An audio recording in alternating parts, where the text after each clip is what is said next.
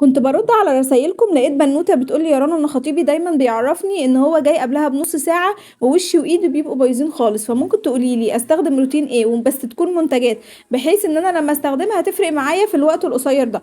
هقول لكم على الروتين اللي انا بستخدمه الفترة دي وفارق معايا بنسبة 200% كمان. اول حاجة لازم يكون عندك غسول، بس اهم حاجة ان هو يكون غسول كويس بحيث ان اضعف الايمان لو انت مفيش وقت ان انت تعملي ماسكات او حاجة، على الاقل الغسول ده بيفرق معاكي. انا بستخدم الفتره دي غسول ديزار فيتامين سي، بصراحه نتيجته فوق الممتازه معايا. بس الغسول ده يعني مميز عن اي غسول استخدمته، بس انا مش هقول لكم ايه ميزته في الفيديو ده، هعمل لكم عليه ريفيو لوحده. ده اول حاجه تستخدمي غسول. تاني حاجه تعملي اسكراب. انا عن نفسي الفتره دي بستخدم اسكراب فايف، عملت لكم ريفيو عليه قريب جدا، انا بحبه جدا. هو ايوه زي ما انتم شايفين كده هو بادي سكراب، لكن انا بستخدمه كمان ينفع على البشره، بستخدمه وفرق معايا جدا. وزي ما انتم شايفين اصلا انا مخلصه جزء كبير جدا من كتر ما انا حباه قوي قوي قوي.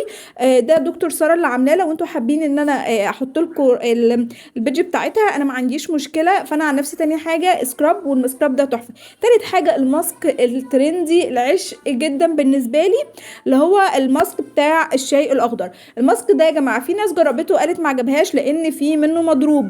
اللي انا جايباه ده الاصلي، خلي بالك في حاجات كده بتكون ترندي وان البنات بتجربها وبتقول عليها حلو، انت لما تجربيها تلاقيها وحشه، لان هي فعلا في منها الاصلي وفي منها المضروب. الماسك ده بعشقه عشق مش طبيعي، انا من كتر ما انا بحبه انا سايباه، ما بستخدموش كتير غير مثلا ايه مره للمناسبات، يوم معين مثلا انا حابه ان انا احط منه، ما بحطش منه كتير من كتر ما هو نتيجته تحفه. فانا سايباه للاوقات اللي هي ايه الضروريه. بجد بعشقه الماسك ده وهيفرق معاكي جدا.